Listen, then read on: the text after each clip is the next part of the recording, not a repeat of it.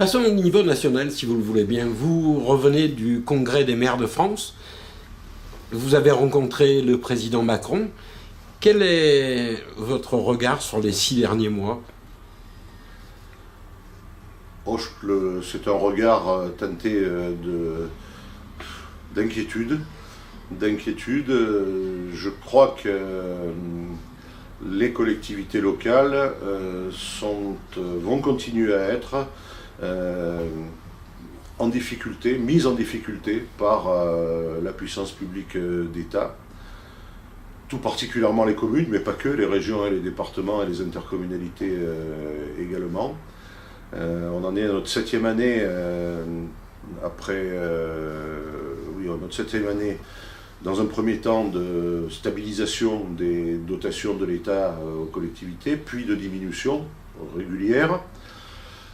La démarche qui nous est proposée aujourd'hui, de la signature en quelque sorte d'un pacte de confiance, ne nous satisfait pas.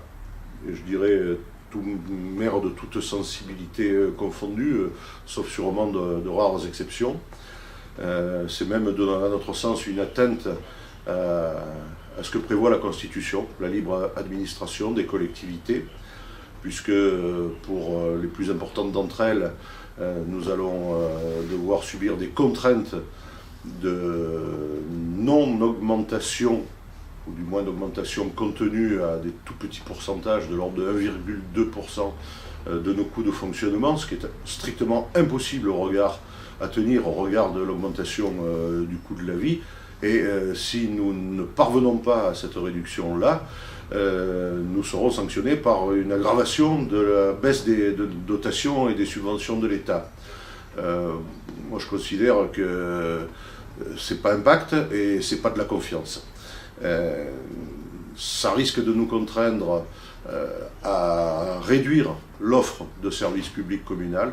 Or, l'offre de services publics communal, c'est un des vecteurs, avec le service public de l'État, c'est un des vecteurs d'un fonctionnement républicain qui permet de compenser les inégalités sociales, économiques, culturelles entre nos concitoyens. C'est un des moyens de la solidarité qui, au fronton de nos édifices publics, s'appelle fraternité. Et c'est un moyen aussi de faire fonctionner la liberté. Donc c'est oui, vraiment une situation, je crois, de poursuite d'une vraie inquiétude, mais qui s'exerce désormais, s'il n'y a pas changement de point de vue de la part du président de la République et du gouvernement, qui s'exerce désormais de façon plus rude encore qu'elle ne l'était dans le passé. Au moment du Congrès des maires de France, Édouard Philippe, le Premier ministre, a avancé un concept que j'ai du mal à comprendre, de ménage dégrévé. Oui. Est-ce que vous pouvez nous expliquer ? C'est un dispositif qui va permettre aux familles, en fonction de leurs revenus, de ne pas payer la totalité de la taxe d'habitation qui est due.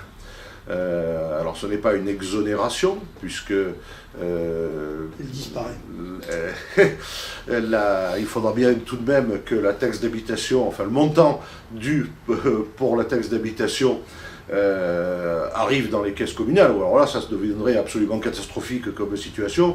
Pour la Seine, ce serait quelque chose comme 16 millions d'euros, ce qui est considérable.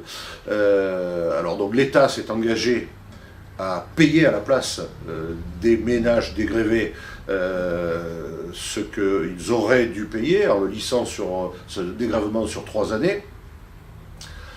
Jusqu'à présent, à chaque fois que nous avons été confrontés à une situation ressemblant à celle-là, je me rappelle parmi les dernières, la disparition de la taxe professionnelle, ça a toujours marché la première année, la compensation par l'État, et puis très souvent dès la deuxième, et puis en s'accélérant très vite, ça n'a plus fonctionné.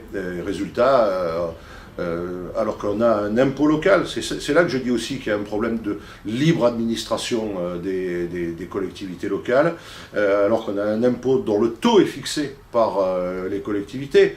et je suis bien mal placé pour en parler, puisque la Seine est sûrement la ville du département où le taux de la taxe d'habitation et de la taxe foncière aussi sont les plus élevés, mais c'est un choix qui a été opéré il y a très longtemps, et nous ne parvenons pas à le baisser, sauf de façon tout à fait symbolique il y a quelques années. Aujourd'hui, bien sûr, ça devrait créer les conditions pour les familles de disposer d'un peu plus de pouvoir d'achat, c'est entendu. En tout cas, les villes pauvres vont se retrouver dans une situation qui risque d'être d'autant plus complexe. L'objectif à 3 ans de diminution, donc de dégrèvement de 80% de la taxe d'habitation, il va s'exercer de façon différente suivant les communes. Une ville comme la Seine, ça va représenter presque 85%. Pour d'autres, ça va représenter moins de 70%. Au sein même de notre communauté d'agglomération et de notre future métropole, la question de l'inégalité va se poser. Alors tout ira bien si l'État compense effectivement. Dès lors que l'État ne compensera plus, on va aggraver l'inégalité entre communes. Ça va être un vrai sujet de souci. Eh bien écoutez, monsieur le maire, je vous remercie et je vous dis à très bientôt. Merci à vous.